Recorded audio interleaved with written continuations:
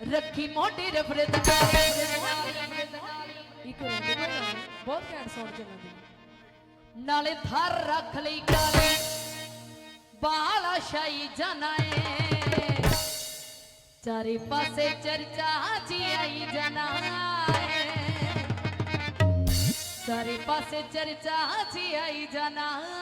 ਏ ਵੈਲੀ ਚੜ ਗਿਆ ਸੀ ਸਿਰ ਭਾਰਾ ਵੈਲੀ ਚੜ ਗਿਆ ਸੀ ਸਿਰ ਭਾਰਾ ਪੀ ਕੇ ਕਰਦੇ ਲਾਲਾ ਲਾਲਾ ਨਹੀਂ ਪੀ ਕੇ ਕਰਦੇ ਲਾਲਾ ਲਾਲਾ ਹਲ ਪਾਤੀ ਬੱਲੀਏ